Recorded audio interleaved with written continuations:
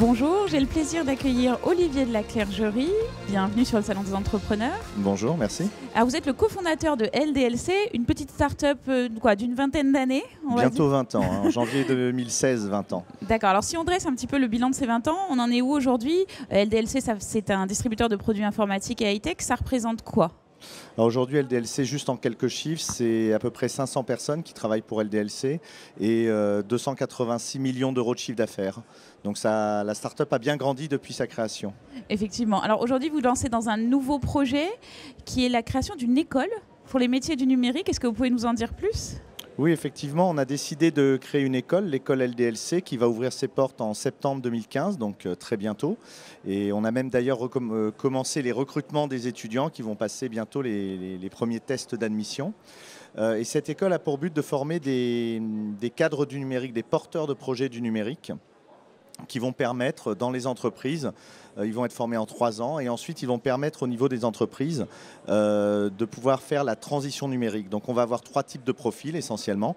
Des entrepreneurs, c'est-à-dire qu'une fois qu'ils auront eu la formation sur la compréhension de l'entreprise, les métiers du numérique et les éléments clés qui leur permettent de développer leurs idées, eh bien, ils pourront se lancer.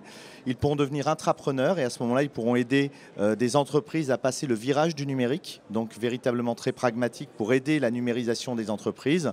Et ils pourront aussi aller travailler dans des startups pour permettre aux startups, comme nous, de pouvoir continuer à travailler sur l'ensemble des idées qu'elles ont dans la tête et conserver ce bouillonnement d'idées qui est si caractéristique aux startups.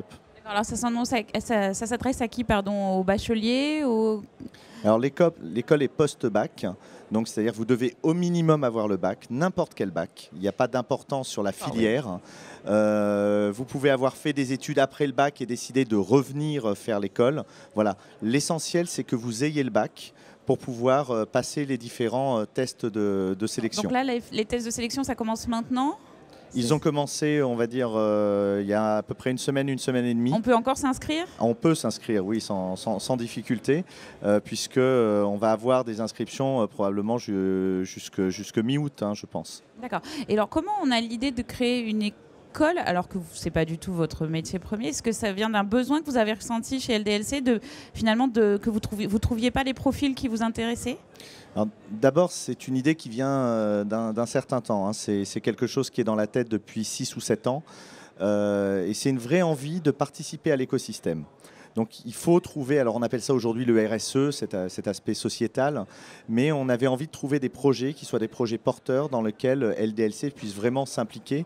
Et l'école en est un, parce qu'il sert l'entreprise, puisque effectivement nous avons des difficultés à recruter des porteurs de projets du numérique pour permettre de conserver cet esprit start-up, mais il ne sert pas que l'entreprise, puisqu'il va former des personnes qui vont aller travailler à l'extérieur de l'entreprise, et donc il sert bien l'écosystème numérique, et ça correspond tout à fait à l'idée qu'on a de notre participation au sein du monde économique. Alors juste pour terminer, quel conseil vous donneriez aux entrepreneurs qui sont ici ?